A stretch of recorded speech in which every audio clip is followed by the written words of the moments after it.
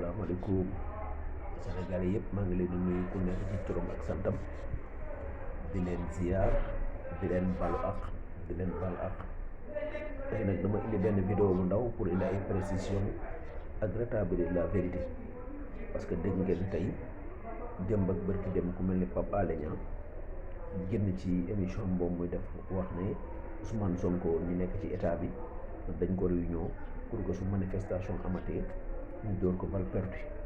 muy wax muy lancer appel di wax ne Ousmane Sonko bu mu génn di otom su manifestation mais dégg naa nag ñu ciy wax ay vidéo ñoo xamante ni tey Ousmane Sonko la ñu àndal di wax ay vidéo te moi je pense que dama bëggoon nag ñooñu lay lancer vidéo bi pour wax leen ne nañu teey nañu def ndànk parce que Pape Alé Niang bi nga xam ne moo joxe information bi déjà moom du nit ku fiable benn Pape Alé Niang du nit koo xam ne nitu dëgg la Pape Alé Niang chaque jour ku ne xam na ko ci genre wax yu mel nii dañ ko xam te bu ngeen xoolee vidéo bi mu koy def da ngeen xam ne kii sax lisidul c'est vrai lisidul parce que bu lisidul boo ko xoolee ci kanam ci image di nga ko xam malheureusement nag duñ ko bëgg wax mais xam nga naankatu sàngara moom maanaam ay waxam jarul dóor sa doom parce que nit la koo xamante ne ñëpp xam ne nañ ko ne naankatu sàngara bu mag la xam naa ne daa tëddee fanaanee naan ba bët set xëy suba laxal tag ay veeram ñëw naan voilà Ousmane Sonko dañ ko réunion pour tirer ko bal perdue yi fi caaxaan yooyu mooy la ci réew mi nga xam ne actuellement ni fi mu toll ma gis ñu ci def ay vidéo di wax naan di dànkaafu di bëgg créer la xam nga loolu mën na taal loolu mën na ndax loolu moom bu ko waxee ñi ànd ak Ousmane Sonko jàpp ne ñi nekk ci nguur gi dañ koy fexeel war a bëgg ko rey xam nga loolu mën na am indi jafe-jafe ndax gis naa ñuy def ay vidéo te loolu dafa ñaaw te Pape Alé ku ko xam nankatu sàngara la ku ko xam ne nit la koo xam du wax dëgg ndax bu doon wax dëgg loolu mu wax du ko wax te nankatu sàngara vraiment ay waxam ku ciy dóor sa doom wala nga ciy def nga ciy réagir man daf may jaaxal moo tax une fois ñooñu nag ñu def ay vidéo di wax Sonko lañ faral ma bëgg leen wax leen nañu teey nañu def ndànk ndax waxi Pape Alé Niang jarul basé waxi Pape Alé Niang jarul dóor sa doom ndax nankatu sàngara moom mën naa xëy naan sàngara xëy wax lu ko neex waaw parce que man loolu laa jàpp parce que boo ko xoolee xam ne li sudul te ñëpp xam nañu Pape Alé day naan sàngara boobu mu ci bari dégâts bu nekk def na ko fi ne lépp mëndate mu ko yóbbee kon kooku tey su waxee balaa nit ñi di jël position wala di wax war nañu war a mën a def ndànk tey ba am ci lu gën a leer mu wax te man je pense que loolu amul beneen bi ci des mooy bu fekkente ne Pape Alé dafa war a mën a taxaw ci rajo boobu wax lu mel noonu tey état du Sénégal war na jël au niveau du procureur jël ay responsabilité boo ko téléphone ñu déglu ko laaj ko mu ba xam information bi mu wax fan la ko jëlee ak ñen ñooy complété pour rey Ousmane Sonko ndax Ousmane Sonko sénégalais la te am na droit sañ-sañu laaj réew mi am na droit yi tamit aussi ñi ko faral ndax moom protégé ko mais tey dafa war a indi loolu parce que ñooñu bu fekkante ne li muy wax am na kon loolu wóoru te mën na taal réew te encore une fois dama koy wax ci ay waxam la mais man personnellement man gëwuma ko parce que naankatu sàngara moom wax dëgg yàlla soo gëmee ay waxam tam aussi mooy que yow on réfléchit pas ndax moom yàgg na genre information yu mel nii rek lay génn am na fi problème ak 2STV yi ñëw wax fii lu ko neex ne nangam mais malheureusement ñoom bu ñuy wax dañuy wax leen arrangé mais leen arrangé wu wala seen i erreur duñ ko wax loolu moom mooy dëgg te nit boo demee bay wax da ngay wax li nga xamante ni mooy dëgg encore une fois am na loo xamante ni tey nit waru ko prôné ci réew mi ci moment yi ñu toll di ko wax ku ne xam ci événement marché yi ñu jóge ak yeneen te réew mi ñun jàmm ak salaam lañ ci soxla ndax dañu war a dem ci ay élection yoo xam dañu bëgg nit ñi ku nekk bu campagne jotee ñu bàyyi ku nekk dem campagne yaa ngi dégg sénégalais yi ñooy fal kenn ku nekk indi sa programme affaire bi jarul woote violence jarul woote xuloo jarul woote xeex jarul woote dara liñ ful la mooy teg sa programme bu wóor jéem a convaincre sénégalais yi ñuy convaincre Dakar waaye yi nga xam ñoo war a voté Dakar ñii feneen nga indi sa programme sénégalais yi nag ñooy voté ñu seet ku leen doy ñu voté ko mais tey yor sa média wala nekk sa benn ruq di wax loo xamante ne day taal dëkk wala di wax loo xam day indi problème loolu je pense que ñun ñëpp war nañ ci mën a d'accord que loolu war nañ ko war a mën a arrêté ndax li Olof Njaay di wax naan ay du yem ci boppu borom ndax tey moom mi ngi wax loolu tey ay nit mën nañu réagir yaakaar ne loolu dëgg la te fekk du dëgg ndax moom du wax dëgg Pape Alé Niang ku xam-xam ni moom du wax dëgg li gën a garaaw ci doomu aadama mooy nit moo xam ne da ngay fen doo wax lu dul dëgg te loolu dafa ñaaw yaa ngi dégg te moom bu fekkante ne li muy wax dëgg la il a ses informations en tant que nit ku responsable tey bu dee li muy wax dëgg la daa waroon jël ay preuve am dem ne man kat am naa information comme quoi que Ousmane Sonko nit ñi dañ ko bëgg a fexeel pour rey ko def ko publiquement dem procureur déporté fa plainte mu dem déposé fa plainte mais yow da ngay toog sa tay rek xëy naan ba mandi xëy di laxal ñëw di wax lu la neex mais daa waroon dem def plainte am jox ko procureur loolu mooy dëgg bu ko defee ñoom ñu enquête ba xam moom li muy wax am na wala amul mais la preuve li may wax nii du ko def parce que du wax dëgg parce que fi mu ne nii boo demee sax bu toogaatee ba ngoon wala suba sax mu ne musuma woon wax loolu ndax mandi de moom ku nit kuy mandi moom bu mandee bu du xam lu muy wax wala buy laxal du xam lu muy wax day yaakaar ne ci bëccëg la nekk fekk mu ngi ci guddi malheureusement c'est loolu moom mooy cas encore une fois réew mi dafa dem ba dafa jaxasoo parce que maanaam kenn xàmmeetul ku war a def ni ak ku war a def ni gis naa ñu ko mel ni Sa Ndiogou mu ciy wax di intervenir lu la mu wax ko Sa Ndiogou malheureusement koo xam ne yow comédien nga woon vraiment yow nga dem ba léegi ñu lay joxe émission ngay toog di wax sa xalaat di wax lu la neex xam nga te li ngay wax maîtriser woo ci dara lu jóg li am xam-xam créé ay plateau woo ay espèce u sëriñ la ñuy ñoo xam ne yàlla xam na ni li ñuy wax Sénégal taxul dëgg taxul xamul leen tax di wax naafiq parloo ak ëllëg yaakaar ne Ousmane Sonko day jot réew mi su jotee réew mi ñu mën a am lu ñu yaakaar ci moom ñoom ñëpp y compris moom ki compris Dambou nga xam ne jéey bi mu wax barki dem ba gisuma ko condamné wu fii la taxaw ne nit ñi dañu génne xale yi ñu dem xeexi nangam di ko def te pourtant kenn waxu ci dara ñëpp a ngi toog di ko seetaan kenn ñaawlu ko te pourtant Macky Sall bi mu waxee ne fii man kenn mënu ma intimider ku nekk da nga génn fii di ko ñaawlu ñoom ñëpp ñoo yem Sénégal taxu leen a xeex dëgg taxu leen a xeex parloo ak naafiq moo leen tax di wax mais xam nga ne Dambou li mu wax ju garaawee noonu ci réew mi fu mu toll seetaan ko muy dem sax pour mën dëgg la bu dëgg du yoon parce que yow bu fekkente ne yow da ngaa bëgg di jàppale yow askan bi mais génneel say doom ñu dem jàppal leen mais bul na ñoom nañ dem génne xale yi jàng ñu génn leen ndax ñu bañ a jàng pour remplir yoon seen waa coalition mais loolu du dëgg du yoon te dafa ñaaw ci réew mi te pourtant kenn ñaawlu ko te bu doon ci ku nekk ci pouvoir bi moo ko wax wala ku ànd ak Macky Sall nit ñi dal ci kawam ne li mu wax waru ko wax mais pour man Dambou bu ko waxee garaawul amul problème kon nag encore une fois réew mi ñun ñoo ko bokk ndey ñoo bokk bàyyi nit ñi soxlawuñu rayante nit ñi soxlawuñu di woote fi ay résistance ak wala yu am solo amul solo li am solo mooy ay élection lañ jëm te dañu bëgg élection yi am ci jàmm passé ci jàmm nit ñi kon ne war nekk ci jàmm parce que élection benn fan kese la te lépp dafay passé tu vois ce que je veux dire kon loolu moom mooy li am solo te Sénégal nag nous sommes 17 millions de Sénégalais politiciens yi ils sont minoritaires dans ce pays mais waruñu jël nag en otage plus de 15 millions de Sénégalais wala 16 millions de Sénégalais pour ay tierce nit loolu dafa ñaaw nit ñi am na ñoo xam ne ñu ngi bëgg dem faju su manifestation amee duñu dem ñii war a dem liggéey duñu liggéey ñii war a am seen rendez-vous duñu ko def te loolu dafa ñaaw je pense que moom nit ñi dañu war a delloo si waat seen xel suñu politiciens yi delloo si waat seen xel ñu xam ne réew mi ñoo bokk ndey ñoo bokk bàyyi ñu def ay élection ku ne indi sa programme bi nga xamante ne nii tey Barthélémy Dias candidat la mu teg programme Abdoulaye Diouf candidat la mu def Ousmane Sonko candidat la jigéen ku ne indi sa programme teg Sénégalais yi nag ñooy voté ñooy fal ñu seet ku ne seen programme doy ñu fal nag loolu moom mooy fulla lépp ñu teg ko ci discipline ci yar ci fulla nag ak ci fayda mais na ànd ak yar ak ay teggin mais woote histoire guddi woote ku leen dóor damm leen bañ a mag xam nga fi Ousmane Sonko yi li muy wax noonu c'est pas responsable dégg naa ko muy taxaw naan jàmm su ko gouvernement bëggee dina am su ko bëggul du am mais Ousmane Sonko boo xee loolu waxul dëgg ndax ñoom boo xoolee jamono yëpp histoire bu am ci dëkk bi wala tentative bu am ñoom ñoo koy jéem a créer pour déstabiliser dëkk bi parce que ñoom jàpp nañu depuis les événements de mars jàpp nañu fi mu ne nii Macky Sall li koy régler seen problème mooy ci logique de confrontation moom loolu lañ gëm loolu lañ def seen xel moo tax ñaari fan ñett rek ñu ne nañ wàcc xale yi ci benn ñaari fan ñett ñu ne nañ woote nangam ñaari fan ñett ñu ne nañ def nangam parce que ñoom loolu lañ gëm mais loolu du réglewul problème les événements de mars c'est des événements yoo xam ne jaar na bi te mënatul nekk kenn dootu ko nangu waxuma sax même Macky Sall nag que ce soit Macky Sall nag beneen président bu dul yoon loolu la benn Sénégalais waratu ko nangu ndax lii les événements de mars mën na indi jéyee joo xamante ne tey ci réew mi bu fi amaatee ku nekk yaakaar ne non problème mu Macky Sall wala problème mu Ousmane Sonko yaa ngi nax sa bopp parce que ay du yem ci bopp borom te jéyee ju mel noonu bu fi amaatee mën naa laawaale ku ne jur loo xam ni boo léegi te nit dina xam fu muy commencer mais du xam fu mu yem kon y compris muy ñun ñëpp dañu war a basé wu ci ne loolu événement mars kenn waratul nangu mu am mais xam nga bu ay Ousmane Sonko amee ñoon ay mortal combat ay la deuxième vague c'est la beaucoup plus dévastatrice yooyu yëpp amul njol yooyu yëpp ay xeetu violence la yoo xamante ne nii tey moom da koy exercer ci pouvoir bi dégg naa ko mu naan violence du question rek ñu lay dóor wala nga lay fay ndax buñ la xañee sa ak sa yelleef yaa ngi dégg violence la pourtant Adji Sarr yéen mu la jiñ viol am ak yelleef te pourtant respecté wu leen ko ñi ànd ak moom respecté wu donte waxul dëgg moom bu xasee problème xasee am rek mu am yow mi nga xamante ne yow lañ jiñ viol yow nga de defoo dara yow yaa waroon gën a taxaw yaakam di procès am tey bi ngay dem di wuy ji est-ce que jaroon na ngay mobiliser ñi ñëpp pour dem foofu te bu dee yow yaa am dëgg te pourtant xeetu violence boobu yéen da ngeen koy exercer di wax lu leen neex di def lu leen neex te bu ko état bi defee ngeen ne non état bi li mu def waru ko def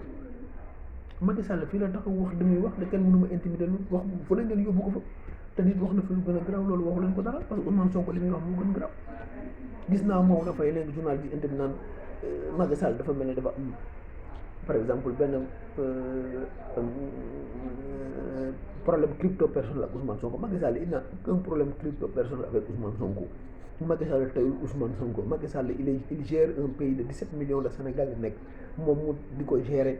di xool nan la Sénégalais yi seen faju gën a ñoŋee di xool Sénégalais yi nan la seen njàng xale yi nan la seen njàng gën a ngañee di xool adduna bi dund bi nan lañ koy defee ba mu wàññeeku mën a gën a cher Macky Sall mi ngi reyante defar ay tali gis nga ko teer bi fii la Ousmane Sonko waxoon ne Macky Sall bu duggee ci teer bi dem gaa yi ñëw santatuma Sonko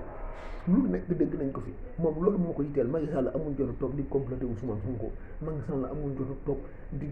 am problème crypto personnel ak Ousmane Sonko c'est-à-dire que moom yoo xamante ne bu ngeen toog di ko wax dañ ko war a analyser objectivement mooy bu leen toog rek yor sa xalaatu bopp di ko wax loolu amul parce que booy wax dara benn affaire da ngay dem ba xam da ngay wax nga gëstu ko xam nga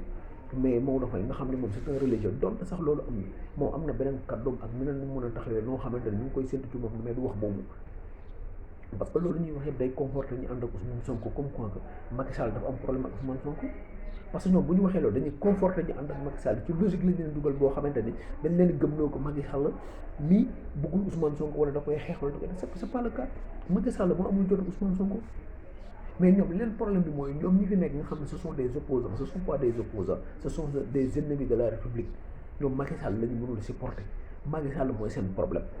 mais Macky Sall moom dafa leen talool parce que koo xam dañ la dénk réew nga administré 17 millions de Sénégalais yaa ngi dégg bon ba tey kooku am na leneen lu mu tal tey nit ñaa ngi wax tey bu leen nekk yéen a ngi koy wax Macky Sall mais li mu réalisé du ngeen ko wax xool leen échangeurs yi mu def ci dëkk bi mais xool leen Macky Sall échangeurs yi nga xamante ne moom la def ci cité Kër Góor gi xool leen échangeur bi nga xam ne moom la def buntu Pikine nga xam ne tax na tey embouteillage bi wàññeeku xoolal ñaata influence ñoo doon génn buntu Pikine pour dem xëy dem liggéey di am problème Macky Sall rek dafa échangeur boo xam tey facilité na tey dem bi ak dëkk bi xool ngeen échangeur bi nga xamante ne tey moo nekk Kër Massar ñu koy defar nga xam ne travaux d'exécution yi dem na presque à 75% tey lépp rek pour mobilité sénégalais yi seen dem ak seen ñëw mën a ñoŋ Macky Sall nag ñoom dégg ngeen fan yi passé ñuy annoncé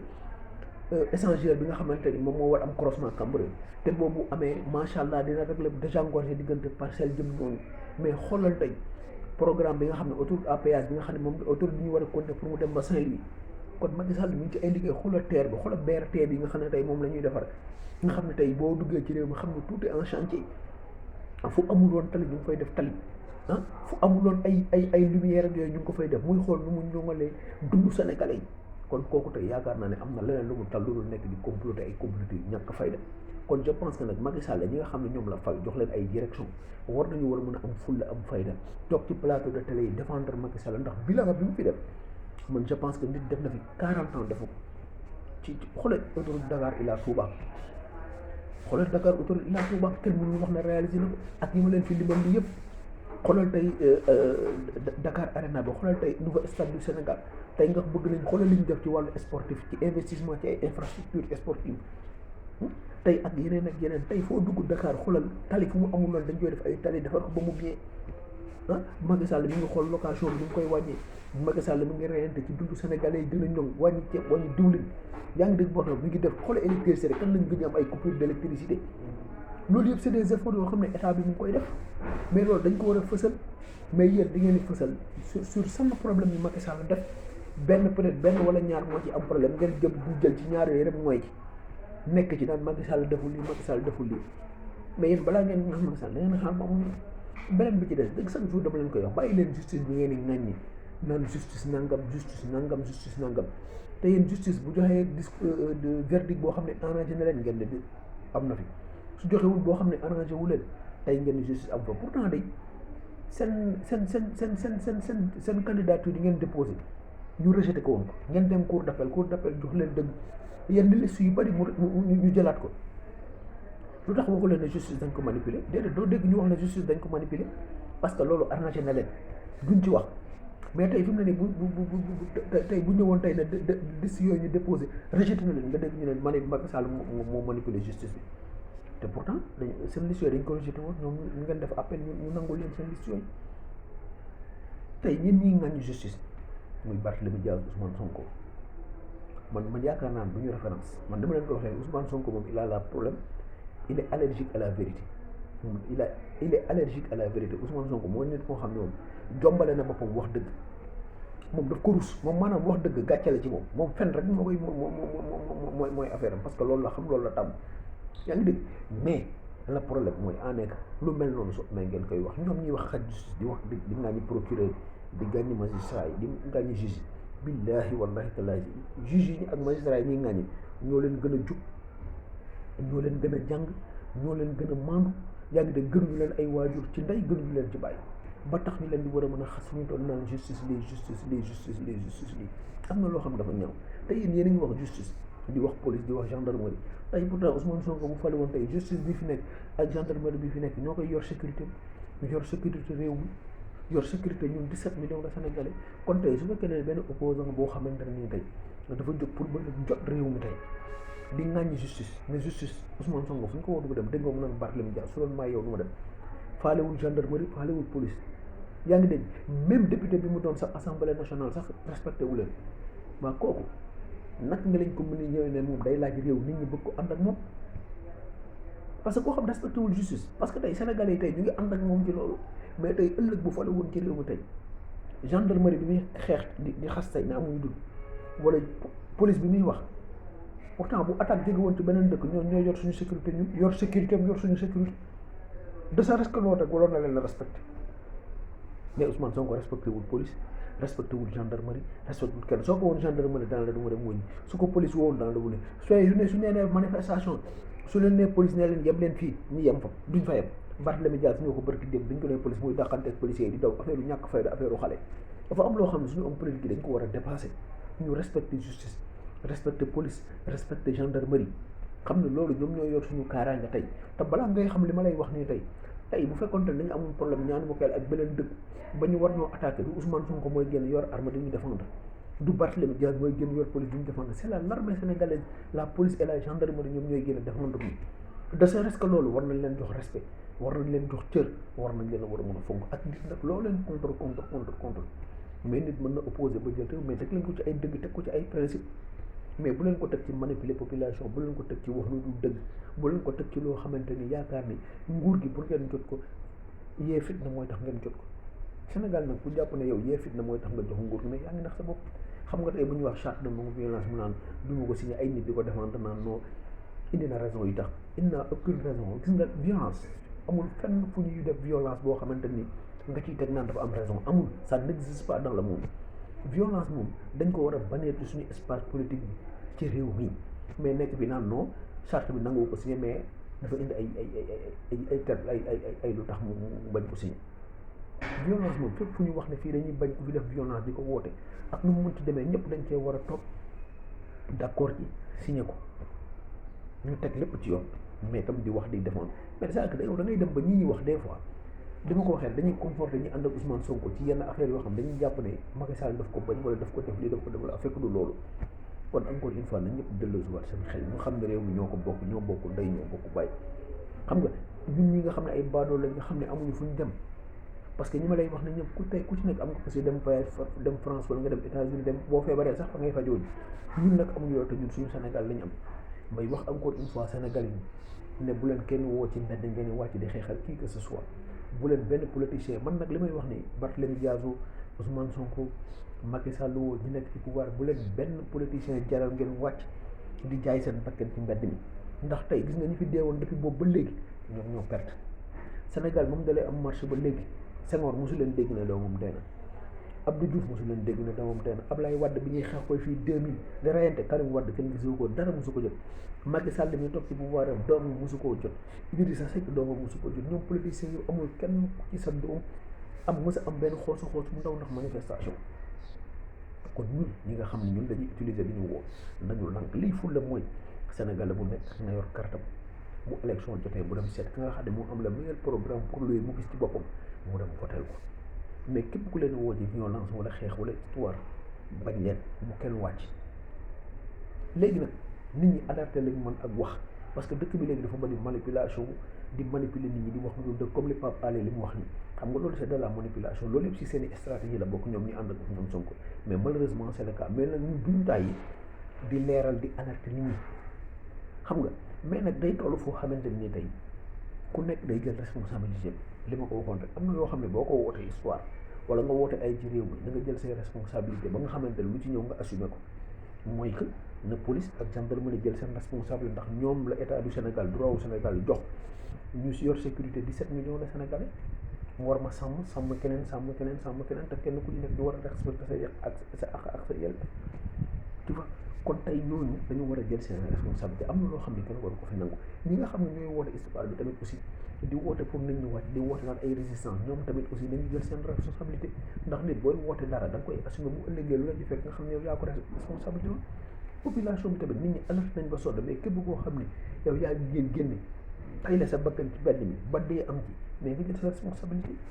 mais loolu kese mais encore une fois dinañ alerté wax nit ñi ne nangam ak nangam su ko defee nit ñi mën xam loolu rek la woon moo doon affaire encore une fois ñi ànd ak Macky Sall tamit aussi war nañu am fulla am fayda parce que je pense que li nekk ci dëkk bi nga xam ne gars yi dañ koy def comme ay acte politique ñu mel ni Sonko ak Barthélémy Dias ça doit dire réplique bi dafa war a nekk réplique boo xamante ni politique boo xamante ni ay cogé rek ay maanaam ñoom parti réew meeg Moustapha Niasse AFP ils doivent se mobiliser yaa ngi dégg derrière le président ils doivent se mobiliser génne seeni jeunes affronter ñi sur le terrain politique parce que ñii dañuy def politique kese la ñuy def lëndëmal xelu nit ñi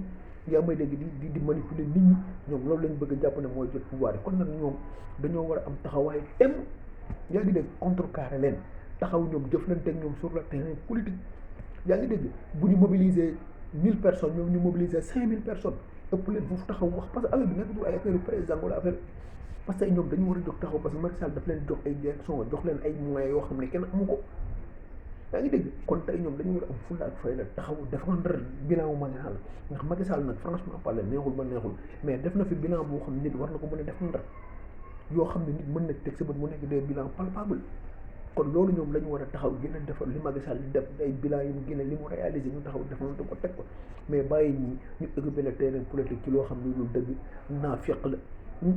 manipuler nit ñi ak fenn kese la ñu occupé le terrain politique te dëgg nekk fi mais kon dañu war a mobiliser wu mais Macky Sall allié bi dañuy yëngatu mobiliser wu génne seen i nit wàcc sur le terrain politique defante ñii parce que ñii loolu lañ xam encore une fois loolu laa amoon lu ma ci wax di gërëm ñëpp di sant ñëpp di bàyyiloo seen Sénégalais yi di leen waxam ne képp ku leen woo ci manifestation bañ leen